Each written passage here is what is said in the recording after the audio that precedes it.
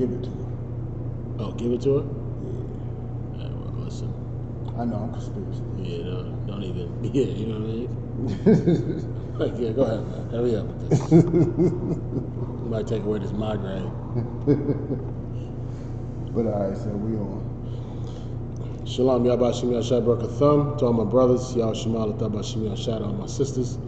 We're the Israelite School, the University of Practical Knowledge, started out of 1 West, 125th Street, Harlem, New York.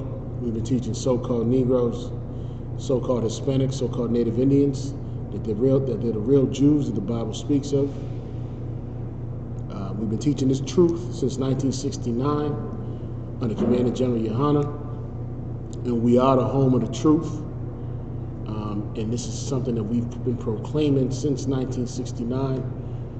Today's the history class, one of my favorite subjects, and I'm thinking I'm going to just tie into more biblical history, which is something that we haven't done in a while. So we're going to talk about Elijah. For those who don't know who Elijah is, Elijah was one of those prophets that was the man in the Bible. You know what I mean? He was that guy. You know what I mean? And we have to consider the fact that the Most High's prophets have resurfaced on the planet and have regenerated. And all fingers point to the ICPK, Israelite School University of Practical Knowledge. Why do we say we're the home of the truth? Because we're the only ones that understand this book. We're the only ones that don't take it for face value. We understand the metaphors. We understand the dark sayings, and it's something that is going to be very necessary in the near future as the Lord is pouring out His wrath on the planet, and we want to be mindful that everything that you see that's going on with the rumors of wars and the pestilence and the plagues, this is all the Lord's doing. And the inhabitants of the earth are going to get caught in the crossfire if they're not on the Lord's side. So this history class, we're going to talk about Elijah, and we're also going to talk about, false prophets, unity camps. We might dive into a little bit of the spirit of Jezebel, the spirit of Vashtish that we spoke about in Purim yesterday. What happened? Nah, it should be working. Hold on. Because the YouTube, okay, now it is.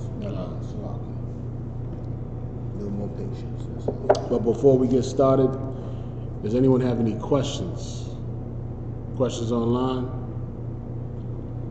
Get those questions out the way first.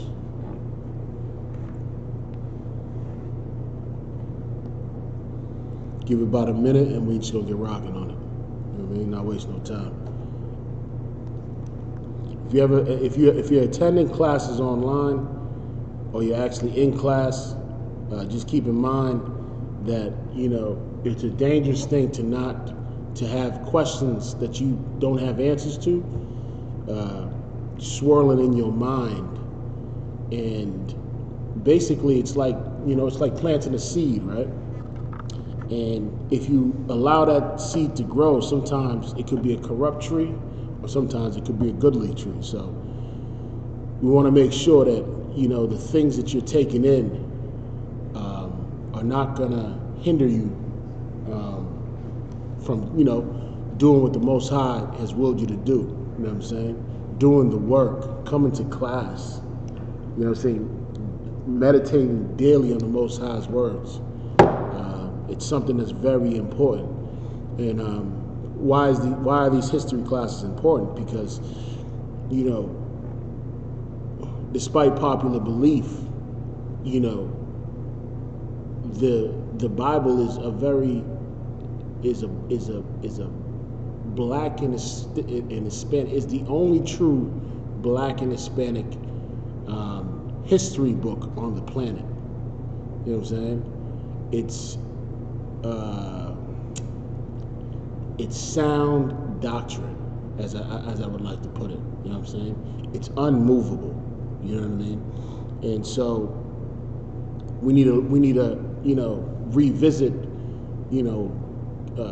prophets like Elijah and Daniel and and Moses and Jeremiah and Isaiah. We need to revisit those books, because it's a reminder of what we see today and how we deal with issues today. Any questions online? No questions, sir. Okay. Let's go to 1 Kings chapter 17. We're going to do 7 chapters today. We're going to go through the 7 chapters. If you have a King James Bible, follow along. We're going to go through this, and we're going to truly show you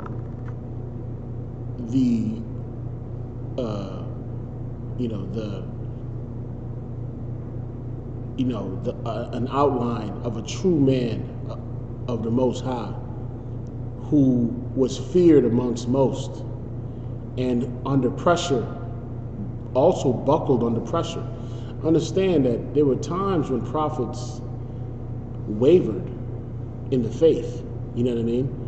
And what we want to tell you is that in the people that come into the school, there's times where they'll waver and they'll be doubtful, and a sense of fear will come on them. And you need to understand how to deal with those situations, and you need to understand how to not be a coward, and hold ground. You know what I mean? Or stand your ground when it comes to this truth, and understand that the Most High is going to put you through a series of tests, and those tests, become more advanced as you grow into the truth. You know what I mean? I'll give you an example. Brother comes into the truth, right? You know what his test is when he comes into the truth? Early on? Early on, what's his test is just getting to class. That's his first, yep. Getting to class, right? So, being consistent in coming to class, right? What would you say another test is for a young man in the truth? Put on that all black. That's another one. Tradition. Those are traditions, though. That's not something that, lawful. Yeah, so come. Those are traditions. When it comes to the law, your personal demons. Okay. And asking questions on how to combat them. Okay. I'm sort of looking for answers like this. Your family. Oh, okay. Your woman. Come. Christmas. Come. Thanksgiving. Come. Oh no. Your woman's birthday. Right? And so the Lord will put you through a series of tests, because He's looking for 7,000 men that have not bowed to the knee of Baal. Bowed the knee to Baal. Why do I say 7,000? Because during the time of Elijah, when Elijah was doubtful, and when Elijah feared for his life, after all that Elijah has done, Elijah feared for his life and ran from a woman, right? Come. And the Lord appeared unto him. The Most High appeared unto him, or his angels appeared. His minister, appeared unto him, and had to strengthen him. You know what I mean? And had to reassure him that the Most High is with you. Right? Give me, before we get started, this is going to be a very important scripture as we read along. All right? I was bringing this up the other day, and I think this is an excellent scripture for any time fear comes upon you. And usually, fear is, anytime you fear a situation or a man, it's a demon that you're dealing with. And what happens is you become in subjection to that person. For instance, right? If a person asks you a question and you have to lie to that person, that person has become your master, or you become subjected to that person. That person knows that, has maybe not clearly, but has identified your weakness. And there's something about you that every time this person comes around, you feel like you have to lie to the person, right? And you can't keep it 100. But give me Matthew chapter 10, verse 28. And this could happen in the workplace. This could happen amongst your family. This could be your mama. What was that, Matthew again? Matthew 10 and 28. Let's get that scripture real quick. Matthew 10 and 28. And what was the Kings? 1 Kings chapter 17.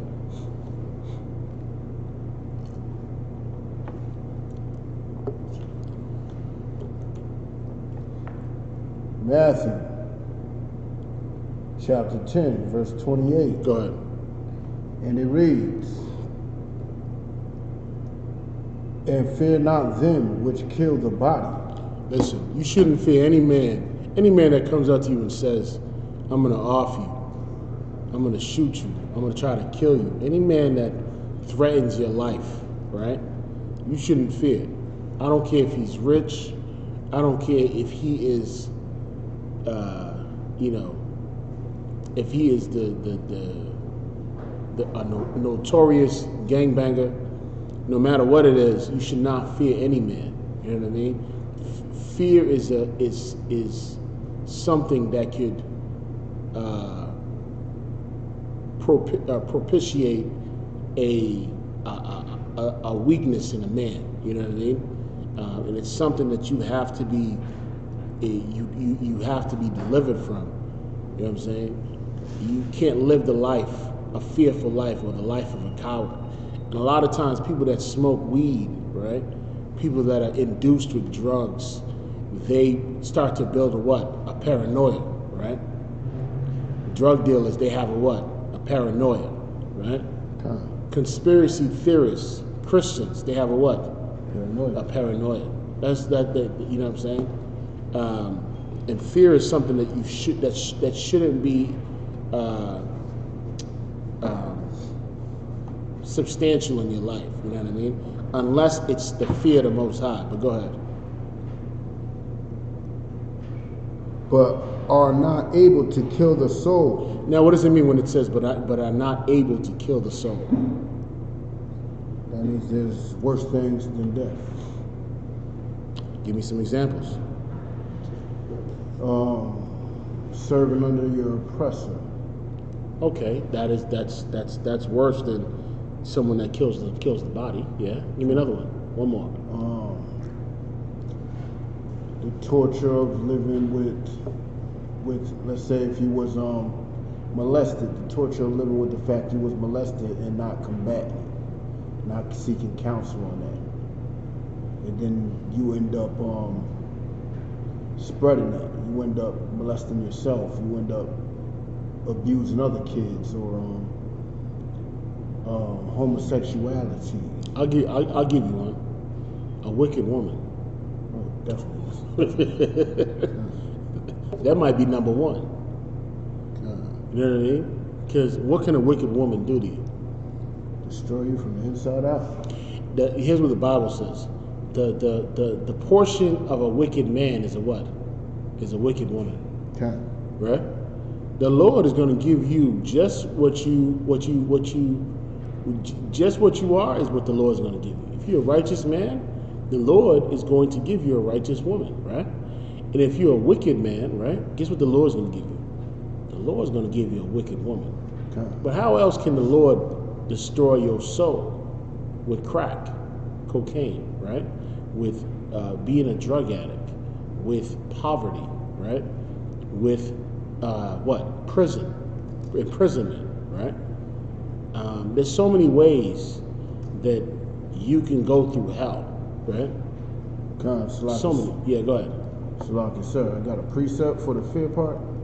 Yeah, once we read that, pull up the precept. Keep reading. But rather fear him which is able to destroy both soul and body in hell. Now, what does it mean when it says The soul is what? The soul is your spirit, your vibe. It's inside you. It's what carries on from one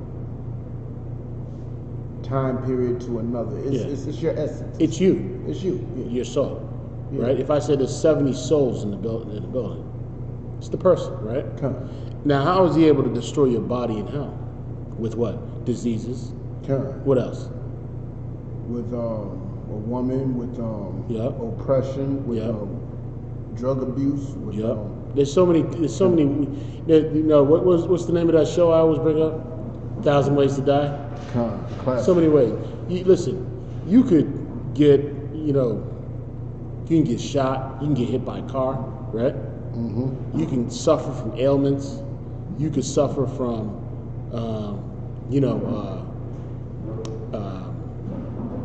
you can suffer from imprisonment. There's so many ways that the Most High can destroy your body and your soul, your actual being. Right? Go ahead. And what else this also proves? It disproves the Christian's theory on heaven and hell. If you die and you go to hell, your body's still on what y'all perceive to still be earth. How can they punish your body and your soul at the same time? Yeah, when they say they see, Christians will say that your spiritual body is in hell, right? And it's burning forever, right? It's burning body, right? I don't even know if they even say spiritual body. I haven't heard it. You know what I mean? I don't even think they say it. It's been so long since I've heard that, but I got a precept on that. yeah, go ahead.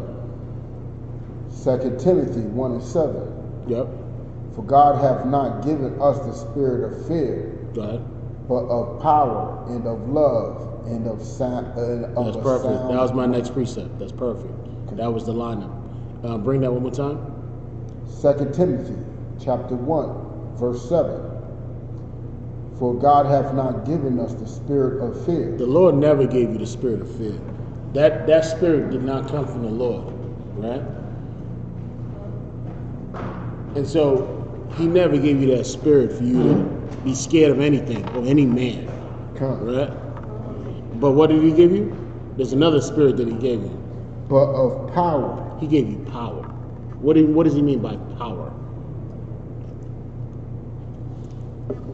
What's the power? The power is the rulership once we start following his law, statutes, and commandments. Why do the men in the UPK have power? Because we're following his law, statutes, and commandments. Yeah, that's one. That's strength, right? Okay. What else? What else are we capable of doing? Imagine a Factory superhero, judgment. right? That too. But imagine a superhero. What are we able to do? What power has the Lord given? What power were the disciples of Christ given? Discernment. Okay. What else? Same powers that he had. Please give us the power to what? Raise the dead. God. Same Right? powers he had. God. We have the power to raise the dead, right? We have power against what? Principalities. Against principalities, right? We have a prayer that we do during the Sabbath service. Please give us the power against unclean spirits, right?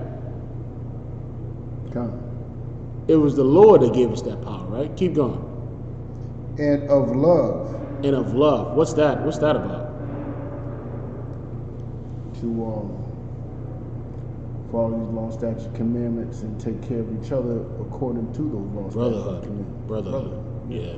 And brotherhood only works when you keep the law, statutes, commandments. That's the only way it can work. Basically, brotherhood works when you follow Christ. That's why he said this. This is my son, right? Hear ye him, right? Most Christians don't listen to Christ. The God that they've purposed in their life is a fictitious God. It's a God that they made up. Because the God that they made up allows them to be a homosexual, allows them to be a drug addict, allows them to be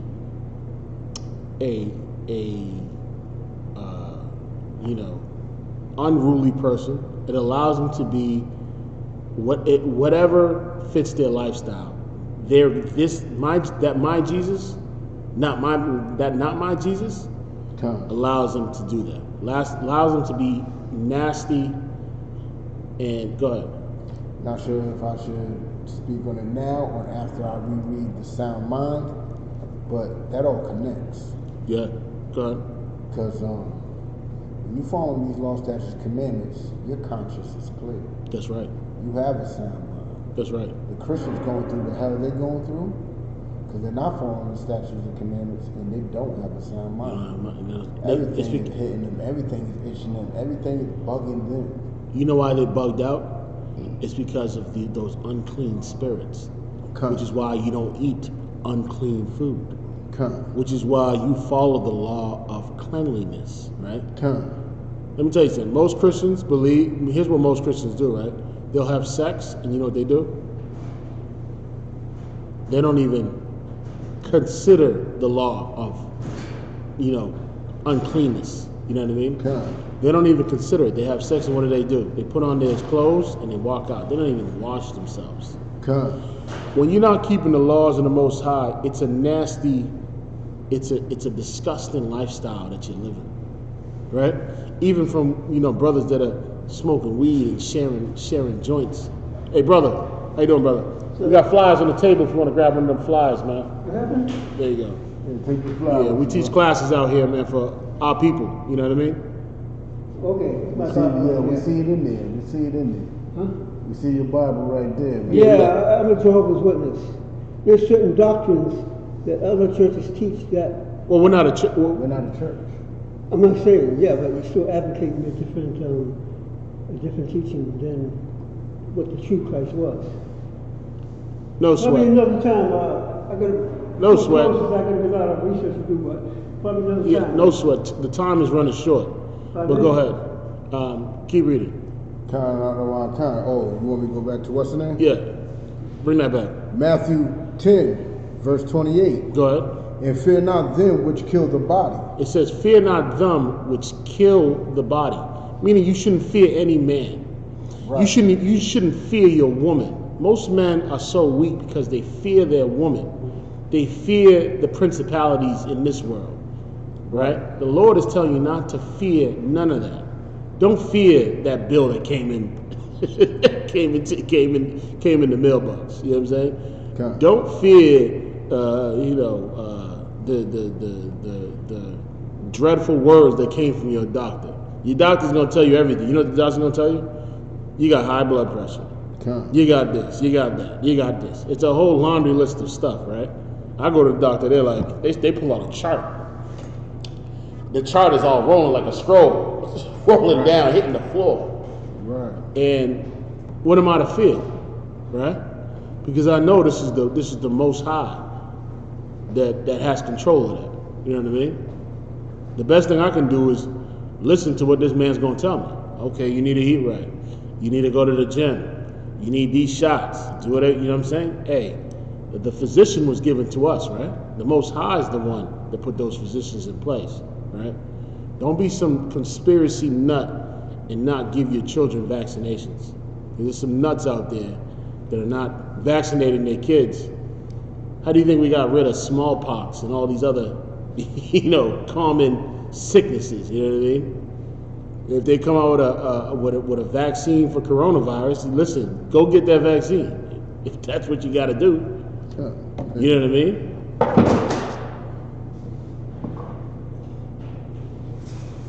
It's like,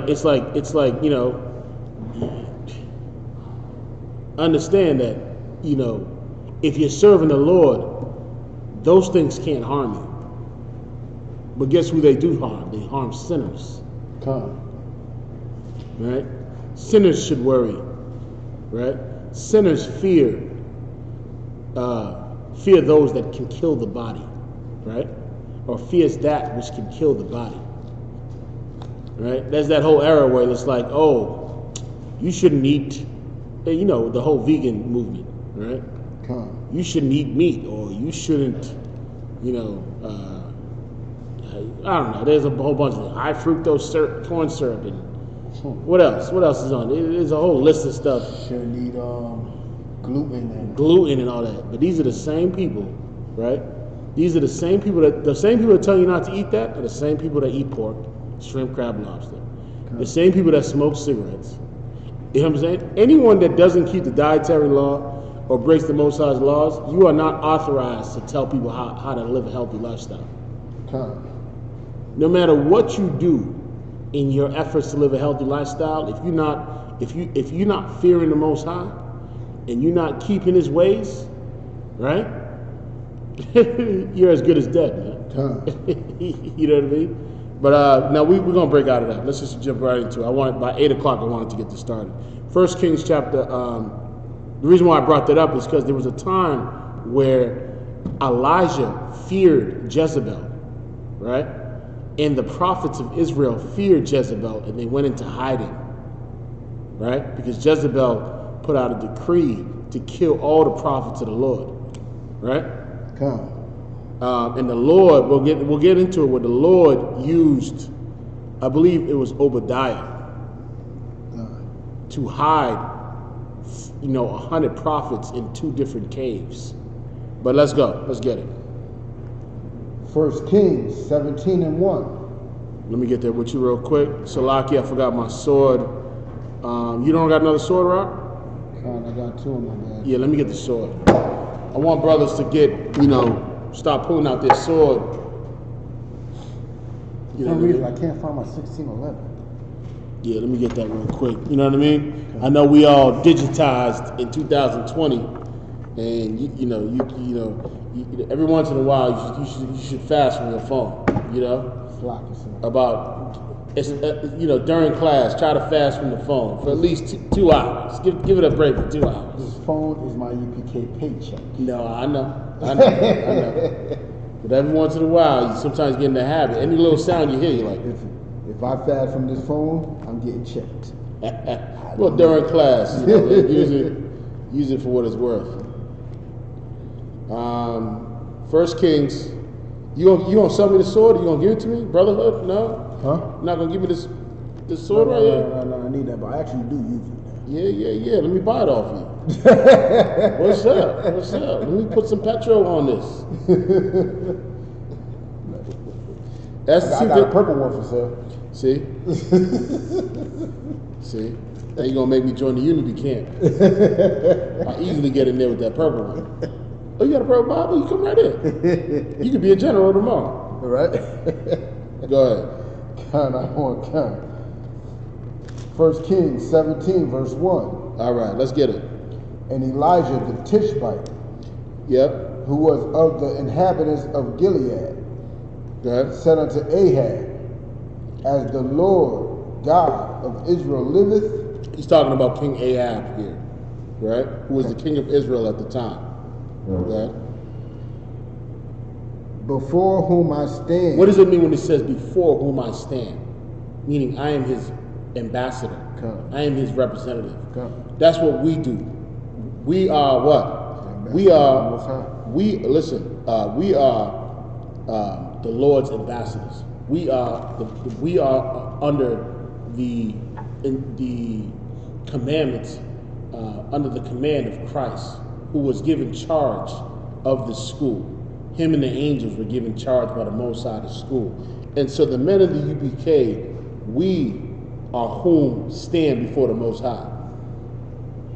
Don't think you can get to the Most High without, cutting around the corner and come seeing the men in the UPK. You know what I mean? Come under the fold of Christ and Commander General Yohanan. Don't think that you can just, all of a sudden, oh, the Lord spoke to me. The Lord, no. King Ahab knows that Elijah is the man of the Lord. Which is why every time he comes around, he's like, this nigga here. That's how they do us. Yeah. It's like, this nigga right here. What do you want, Elijah? What's up? You ain't gonna tell me nothing good today, or you gonna tell me something? What you gonna tell me today? And that's how they treat a man of the Lord. They don't want to hear the things that was actually going to help Ahab, King Ahab. People don't want to hear what the UBK says knowing that this is going to help you, right? We're not telling you anything that's going to harm you. We're telling you everything that's going to help you. And this is the relationship that King Ahab and Elijah had. The kings of Israel always went to prophets, right? The kings in Europe and throughout time, who they go through? They went through some priest, right? In the so-called oppressor's kingdom, they went to the priest, right? Where it got to a point where around the time of Caesar Borgia and his father, Pope, remember, what's his name again? Who was Pope King Alexander the Great, the sixth of No, Rome? no, you mixed it up. Hold on. Caesar Borgia's father. Hold on. He was the sixth Pope of Rome at the time. Pope Caesar the sixth of Rome. Yeah, kind of. Right. We'll get his I forgot name. his name, but yeah. But men like that became powerful because people looked at, these heathen priests as men of God, right? And the kings had to show that respect to them, right? Because of what the people considered. Well, in this case, in our empire, in our kingdom, Ahab knew that Elijah was that guy. Ahab knew that Elijah was the man of the Lord. Keep reading. Kind out of one kind. So basically, when he says, "Before I stand before whom I stand," what Elijah's saying is that the words that are coming out of my mouth are coming from the Most High. That's what that means. Go ahead. There shall not be dew nor rain these years, but according to my word. Meaning, what Elijah says, his word is bond. Meaning, there's going to be a drought. All right, he's warning of a drought, which happens from time to time. Right, it happened during the time of Joseph, when Joseph prophesied that there was going to be a drought for 7 years. Right, and so he advised the king what? What did he advise the king of Egypt to do? The Pharaoh. He advised him to stockpile for these next 7 years, because the whole world is going to come to us, and we're going to have the biggest economy in the world. Right. Joseph was a wise man. But go ahead. Kind out of one kind. And the word of the Lord came unto him, saying, Get thee hence, and turn thee eastward, and hide thyself by the brook Cherith. So now, while Elijah is telling them that there's a drought coming, what does the Lord tell Elijah? Get out of my face.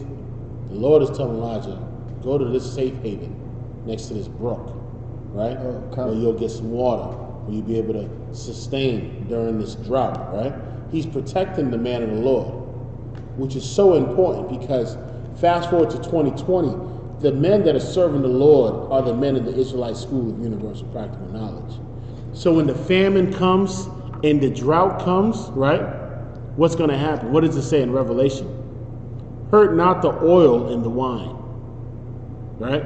Meaning this little sanctuary that we have here is what the Lord's going to protect when his wrath comes. You know what I'm saying? You might take these classes lightly. You might think that Commander General Yohana is full of crap. What you don't understand is that the Lord is using that man, right, to raise up brothers from the dead like myself, right?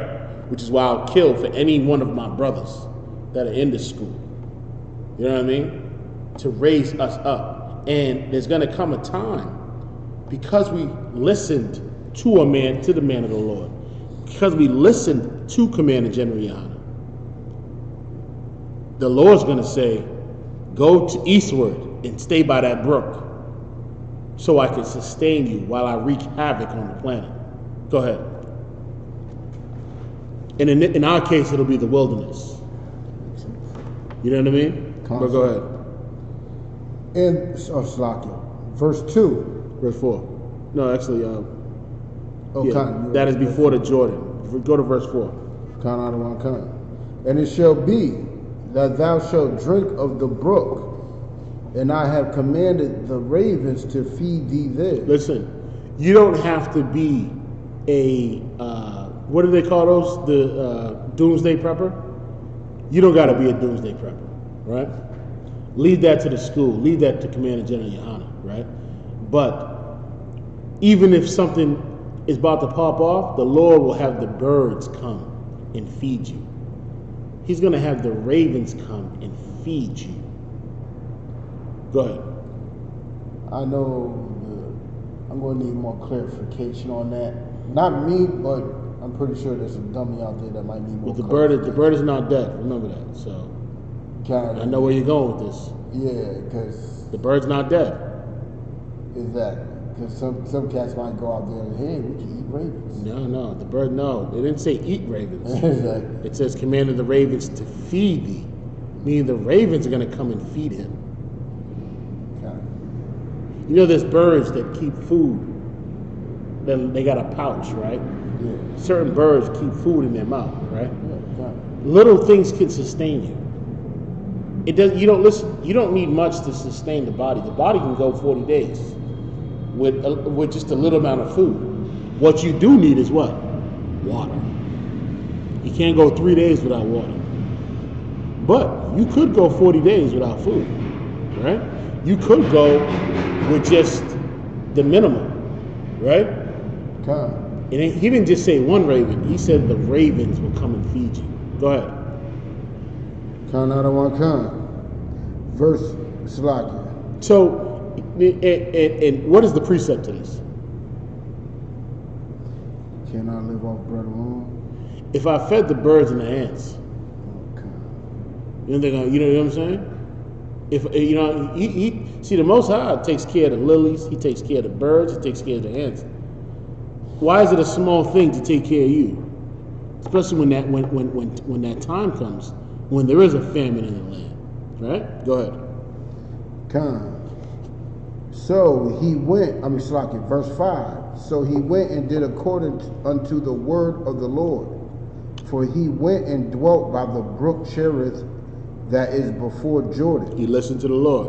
And that's all it is. Really, this whole thing, the reason why your life is so complicated is because you don't want to listen to the Lord. The Lord has given you something that seems hard, but it's actually going to be beneficial and life-saving, what he's presenting before you. It seems like it's a challenge to not smoke weed and to not celebrate Christmas and to not live a disgusting lifestyle. It seems hard, right? Because sin is something that's easily accessible, right? You walk out the door and you want a horse, she's right there. You want weed, it's right there, right? That's something that's easy to attain. Sin is easy to attain. The world is the magnet of sin, right? Go ahead. Count out of one kind. Verse 6. And the ravens brought him bread. The ravens are flying over to Elijah with bread in their mouth. Like, here, keep going. And keep going. And what? And brought him what? And flesh. And brought him flesh, meat. Guess where this wasn't raw meat. Guess where those birds got that meat? Same place they got that bread. So here's what's happening, right?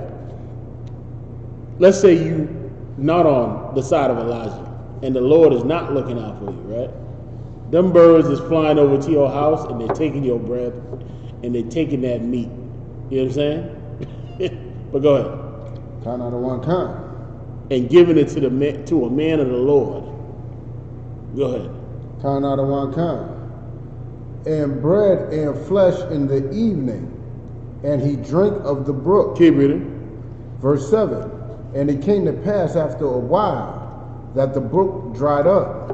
After a little while, the brook started to dry up. Go ahead. Because there had been no rain in the land. Which is how a brook is able to sustain, is with rain. Go ahead.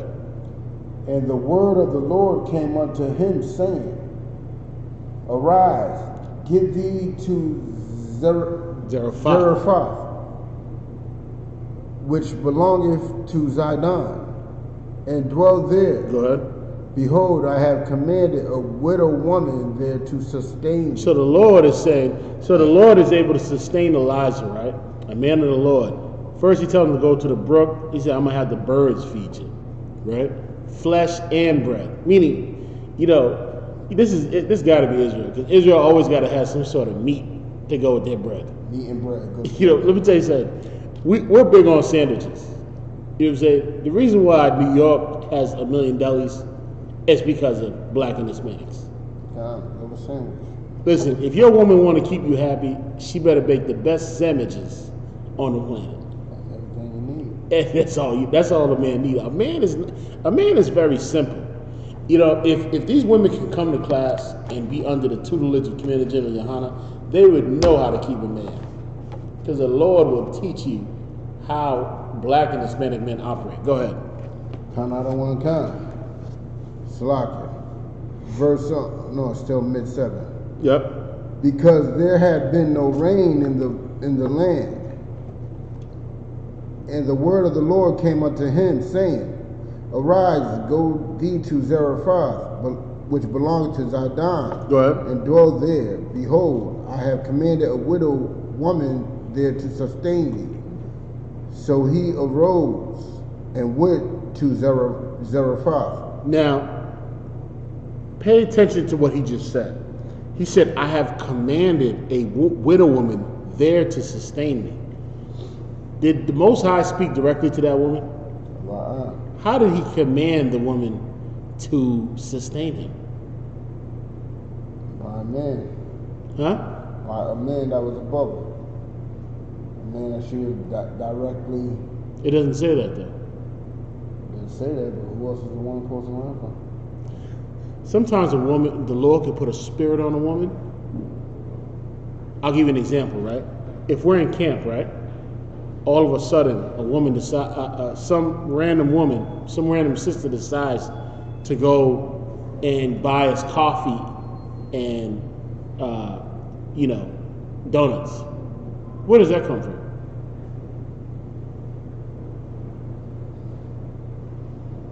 What is that called? Sustaining.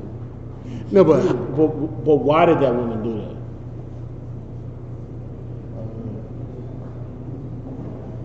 She was told to. How? Who told her to do it? The Most High. So the Most High said, Well, not directly to her, but it was like an angel to a degree. Because that spirit is definitely an angel. the Lord put a spirit on that woman to go and get us some coffee and donuts while it's cold outside. And she sees that she sees how cold it is and we're out there, right? The Lord could put a spirit on somebody to go and do something, right? Just like he did with the what? The ravens, right? Who told the ravens to do it? Did the Lord speak directly to the ravens? What did the Lord do? The Lord put a spirit on them ravens, right? I'll give you an example. I don't want to get too deep. The Lord had a council one time, right? To kill a specific king, right? And everyone came to that council and they said, who will Salaki, I'm going to pull this up. You know why I want to pull it up? Because I'm trying to show you on a deeper level the spirits that the Most High can put in false prophets, the spirit that he could put on a righteous man, right? Which is the Holy Spirit, and the different kind of spirits that we deal with that persuades us to do things, right? And go to, you know what? We're not going to go there. It's actually in this chapter. It's in 1 Kings chapter 22. Actually, yeah, just go there real quick. 1 Kings 22 and what, sir? This is talking about Jehoshaphat. I'm going too far in. You know what? Let's keep reading. We're gonna bring that up in a sec because it's in the same. It's only 7 chapters that I'm reading today. But go ahead. Count out on count. Salah. Verse 10. Yep. So he arose and went to Zarephath, and when he came to the gate of the city, behold, the widow woman was there gathering of sticks. Yep. And he called to her and said, Fetch me, I pray thee, Salaki, a little water in a vessel. Yeah, keep in mind, Elijah didn't have, Elijah was running low to the point where he didn't have no water, right? The brook dried up. The Lord told him to go over here because the Lord spoke to Elijah. The Lord didn't speak to the woman, but he said that he commanded the woman to what? To sustain him. What did Christ say, right? He said, what did he talk about when he talked about the faith of his disciples? He said, I could have these rocks worship me, right? Isn't that what he said? I could have these rocks worship me. You know what I'm saying? But go ahead. Go ahead, Ray. I don't want to come. The widow woman was there gathering of sticks. Yep. And he called to her and said, fetch me, I pray thee, a little water in a vessel that I may drink. Go ahead. And as she was going to fetch it, he called to her and said, bring me, I pray thee, a morsel of bread in thine hand. Go ahead. So Elijah's asking for some water and some bread from this woman, right? Who's clearly poor, impoverished, and doesn't have anything for her and her son. All right, go ahead. And she said, as the Lord thy God liveth, I have not a cake, but a handful of meal in a barrel. She only had a handful of it. Imagine that, just a handful. She's not like she could grab a plate and put the whole. She only had a handful. Go ahead. Kind out of one kind. And a little oil in a cruse. And behold, which is why oil is going to be something that's going to be very valuable when this time comes. Go ahead. Kind out of one kind. When the Lord pours his wrath on the planet and there's famine and there's plagues, oil and wine are going to be very valuable because you're going to need that wine. You know why you're going to need that wine, Rod? So, Peace, brother. I didn't bring my, anyways, because I don't have any money to make any copies. I want to know if you all had a dollar between you, and I'll give you one of these. I got about 6 or 7 of these. I'll give you one of these for cost more than it's for dinner. Chicken dinner. No, Rob, just handle that to the side. I'll give you a buck. Handle that to the side. No, I'll give you a buck. Just handle it to the side so we can Is continue it chicken this dinner class. here? No, we don't need that, brother. You all right. Hold that. You can hold that. Well, yeah, there you go. But what you're going to do is you're going to grab a fly. Yeah. That's You're going to take a fly. You don't need the food. Yeah. Yeah, while you eat. But yeah, let's. Oh, Yeah, there you go. See, the Lord. Here's what you sure you don't want to do? No, we're all set, man. We appreciate it, brother. That flyer is probably the most valuable thing you got. What are you guys in there?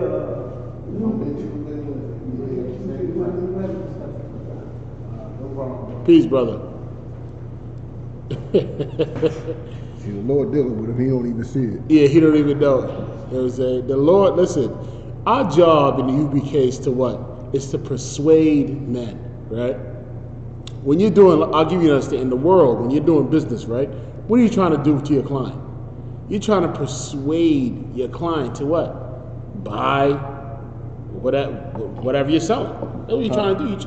So sometimes persuading men, sometimes you have to use different tactics to do it, as long as it's lawful. As long as you're not lying to the brother, you know what I'm saying? Do what you got to do to persuade that brother. And if the brother don't want to listen, after the first and second admonition, reject that brother, man. Keep it moving, all right? That's the second time. After this? After the third time, I'm going to reject that brother, all right? I brought it up the first time. Second time you came, third time, I'm going to have to reject you. That's all. That's how it works. But go ahead. Don't feel bad when you reject a brother, right? Let the sin be upon him. You did your job. Go ahead. And a little oil in a cruse. And behold, I am gathering 2 sticks, that I may go in and dress it for me and my son, that we may eat and die. So she is already at the point where she's telling herself that me and my son are going to die. We're going to just eat this last meal, right? And we're just going to die. She's content with that. She's just, she's convinced that she's going to die, right? Not knowing who's in her presence. Which is why I don't understand, like, Well, I do understand, but you're in the presence of the men of the Lord, right? And you're still trying to figure out how to fix the black community, right? How to fix the problems in black America. You're still trying to figure it out when you're in the presence of the Lord. You walk by us every weekend. Every Saturday you walk by us. And you're wasting so much time trying to figure out the problems in your life when your solution is right there, right? Isn't that what they do? But go ahead. Was there captivity in Elijah's time? There was. I can't remember who it was. No, there wasn't. It was King Ahab. King Ahab was an So Israelite. there's wicked kings. Jezebel was a heathen. So even But they were look constantly at getting pressed. Kind But as we're going through the chapter, wicked kings. yeah, we're gonna do this. This is an excellent. These 7 chapters are excellent. We'll probably do a part 2 next Monday. But keep reading. But Salaki, sir, I just wanted to bring up a point. Like you was speaking on something real heavy, and the fact that how people walk past us is the same thing that blinded her to Elijah. The same thing that's blinding them That's right. to us. That's right. And now keep in mind, right?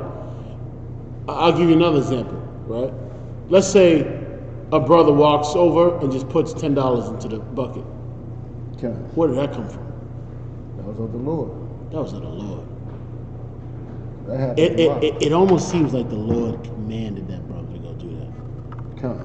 The Lord commanded that sister to go and get some coffee for the brothers. Right? Random sister. Just random. Listen, we was in New York, right? I prejudged the situation. Salaki. So the sister's walking over, right? A Hispanic sister. I'm looking at her like, oh, she's just gonna walk by just like everybody else. Mm-hmm. She pulled out $5. I remember. Smacked right up in I said, and continued on. and that's why that was a lesson for me. I learned something that said, you never know who the Lord is going to use to sustain you. You might be in a bind, right? And the Lord might send someone that you like, just someone random to help you in that situation, right? Because you are a man of the Lord, right? And the Lord told that brother to take a right, left, right? And that person ends up in your location. Or the Lord might send you to somewhere that's going to help out the situation. You just don't see. The thing about Elijah is Elijah didn't question what the Lord said. And that's our biggest problem, is when we question the men of the Lord. Like, why do I have to do this? This doesn't make sense. We should never do that. We should never question it, right? There's a reason why the men that are above us give us orders, right? You might not understand it because of the way you think, right? But someone who's a soldier just follows orders. But go ahead. Count out of one kind.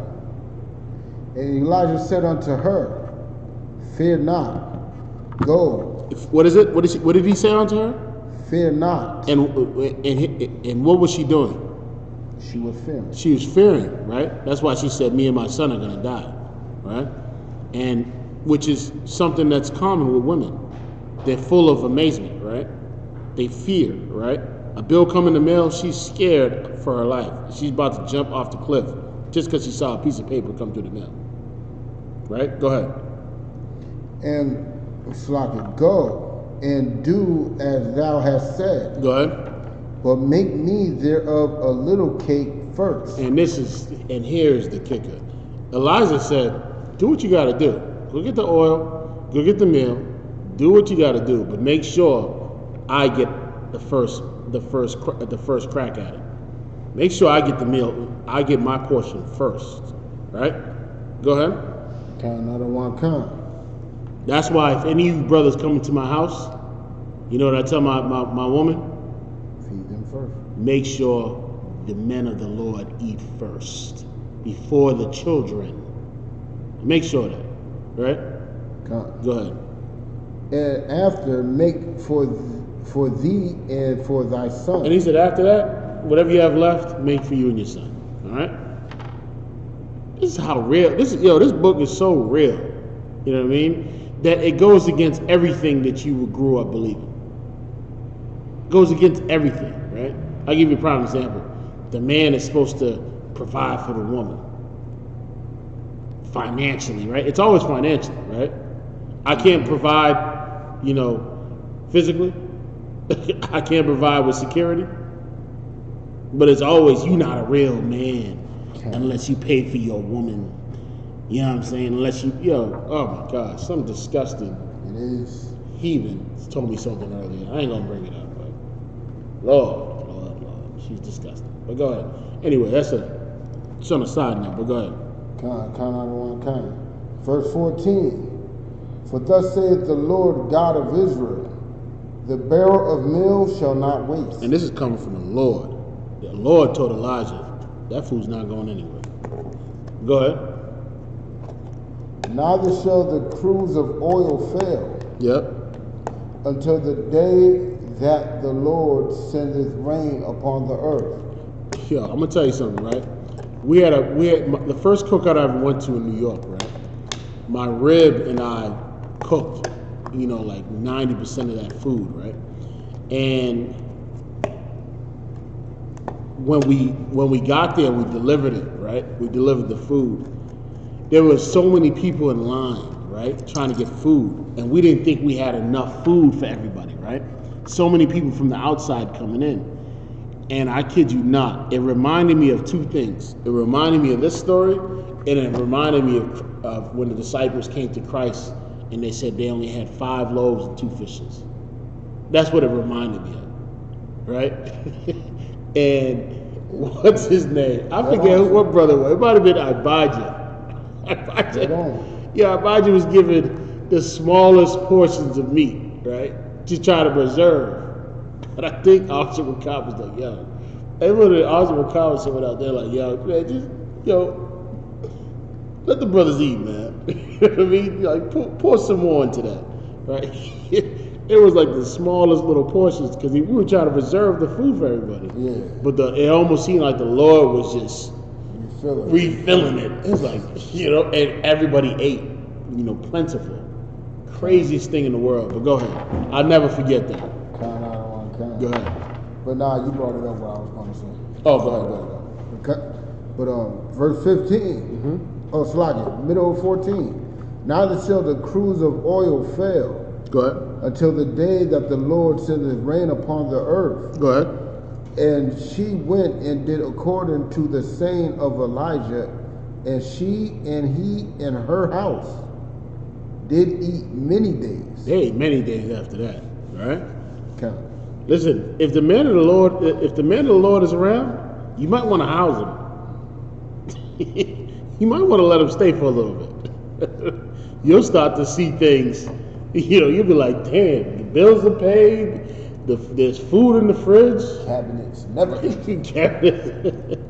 People don't understand, man. That's why I love the office of a priesthood, man. I love the office of a priesthood, and it's something that's it's something that you should, like when a kid gets a good grade, you put it on the fridge. This is something that you should just cherish. You know what I mean? Like a trophy, like you want to, you know what I mean? But go ahead. Count out of one kind. Verse middle of 17. Now jump to we're gonna jump a little bit. Yeah, keep reading actually. This is a good one. So I'm gonna start at the top of 17. Yep. And it came to pass after these things that the son of the woman, the mistress of the house, fell sick. Go ahead. And his sickness was so sore that there was no breath left in him. Go ahead. And she said unto Elijah, what have I to do with thee, O thou man of God? So now she flipped it on Elijah. All of a sudden, when it was all good, right? It was all good just a week ago. It was all, she's like, we got food, or the meal didn't run out. Her days were lengthened. But guess what? The Lord is, like I was mentioning earlier, the Lord is always going to put you through a test. This right here is this woman's test. It's the same test when things went bad with Job's wife. Job's wife was put through the test. Go ahead. So I showed you how much she was bullshit beforehand. Let me explain. Beforehand, she was talking about how she's gonna make this cake, this bread or whatever, feed her and her son, and what were their plans? To die. Yeah, they planned it. Now that the Most High was keeping them bareful, they were living plentiful. That's all. That's her what it son is. gets sick. Yeah. Oh, now she's scared to die. Yeah. Now Right. death is an issue. Yeah. It wasn't an issue before, Yeah. but now it is. And guess who she blaming? Elijah. She blaming Elijah for that. So ever since you came, you know, before that, my son was not sick like this. But when you came, now my son is sick. Now guess what her response is. Keep reading. Count out of one kind. That the son of the woman, the mistress of the house, fell sick. 18. And is sick. Huh? 18. Jump to 18. Okay, count out of one kind. And she said unto Elijah, what have I to do with thee, O man, O thou man of God? Art thou come unto me to call my sin to remembrance and to slay my son? So she's like, did you just come here to call me out on my sins? Because, you know, she did some dirt. Mm-hmm. You know what I mean? She understands that she was a sinner. She understood that. And she said, did you just come out to call my sins?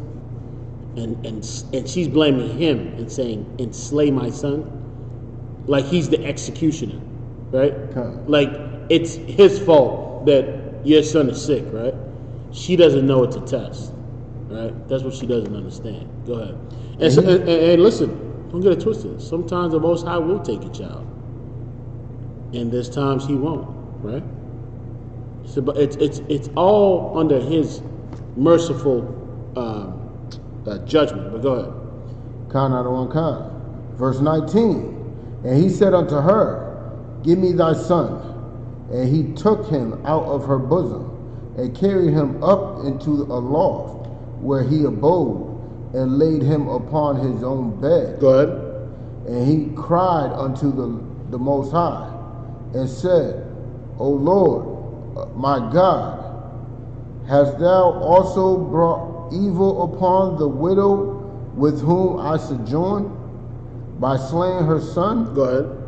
And he sketched himself upon the child 3 times, and cried unto the Lord. And what did he do? He stretched himself upon the child 3 times. And what?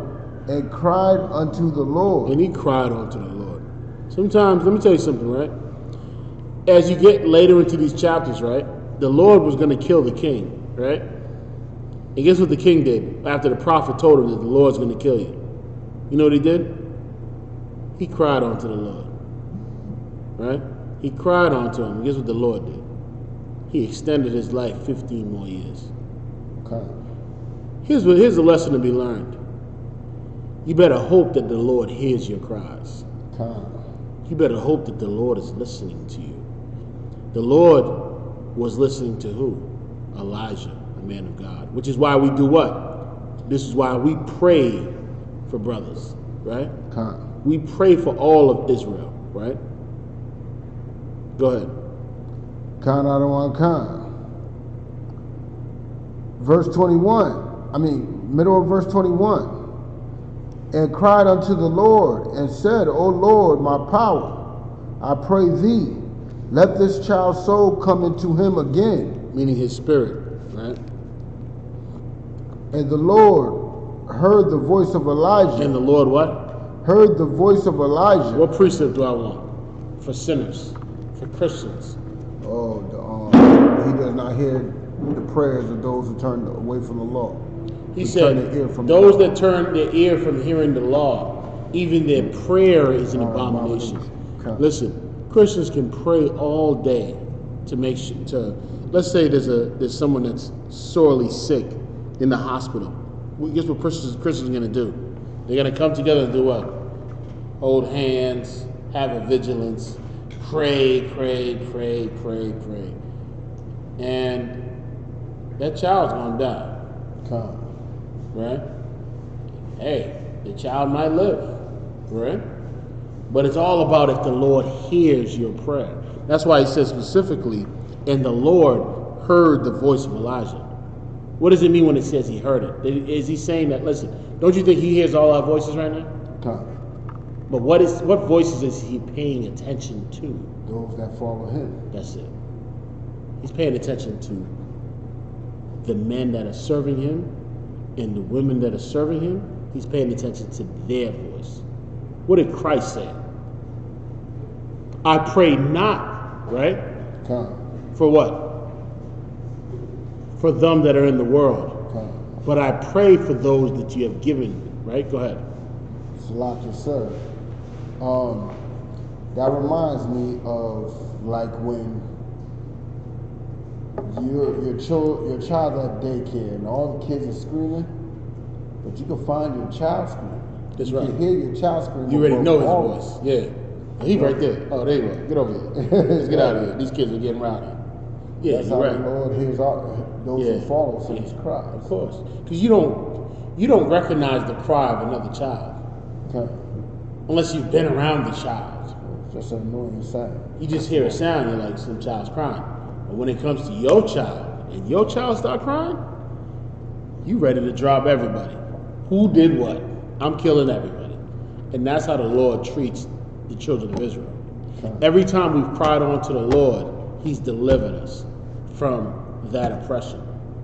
Problem is, in America, in 2020, we are crying out to Caesar Borgia. We're crying out to Allah, right? We're crying out to all these false gods. But go ahead. Verse 22. And the Lord heard the voice of Elijah, and the soul of the child came into him again, Go ahead. and he revived. And why did he revive and his soul came into him again? Because the Lord heard the cry of Elijah. Right? He heard the cry of Elijah. And this is a lesson to be learned. Because the water. There's a lesson to be learned. Is that a man of the Lord can save you and your children from their ailment. Right? Come. Want me to continue, sir? Yeah, keep reading. Oh, count, I don't want to count. Verse 23. And Elijah took the child and brought him down out of the chamber into the house, and delivered him unto his mother. Now, if I was Elijah and I did that, Salak, I'm gonna say this, but if I was Elijah and did that, I would have walked out and said, "What were you saying again? What's that slick talk you was talking about?" Elijah got some slick talk. Yeah, what was that slick talk you talking about? And letting you know who you dealing with. But go ahead, that's just me.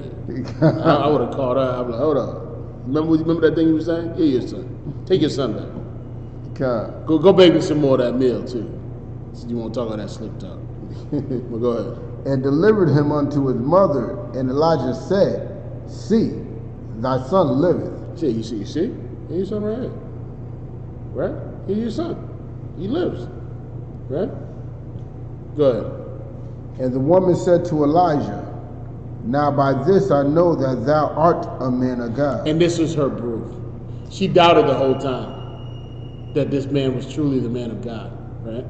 She doubted the whole time.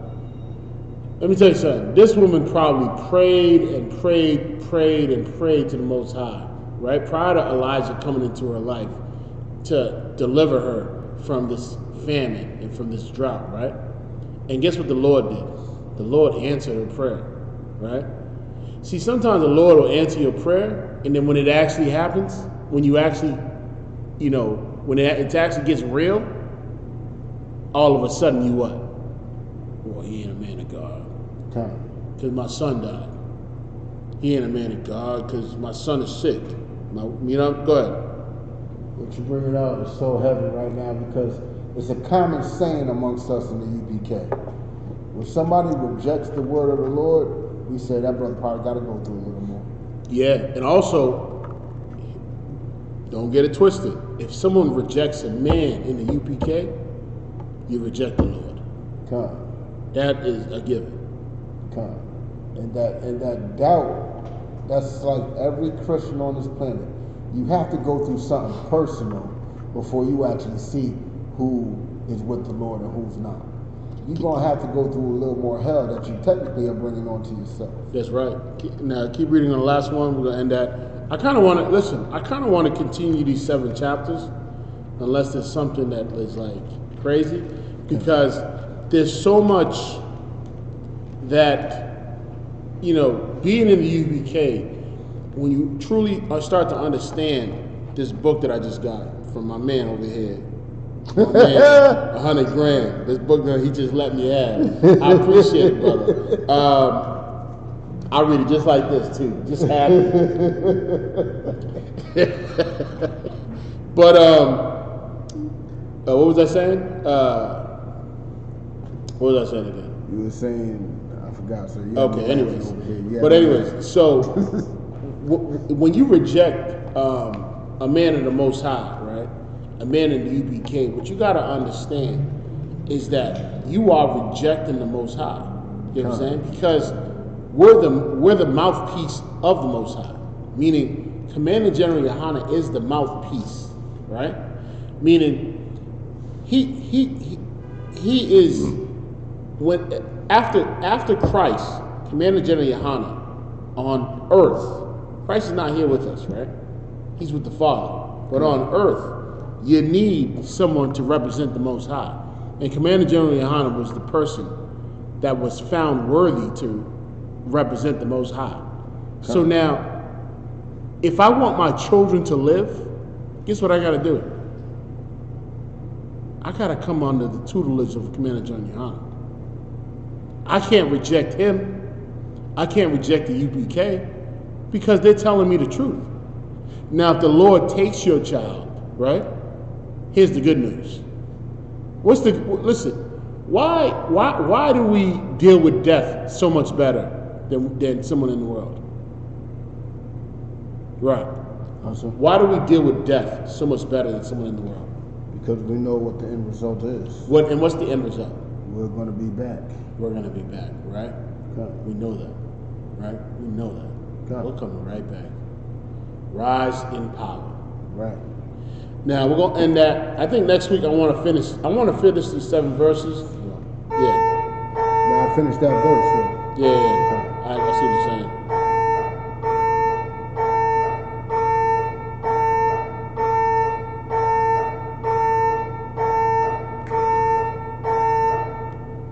That's the sound you're gonna hear when it's 24-hour lockdown. Got to quarantine all of Boston.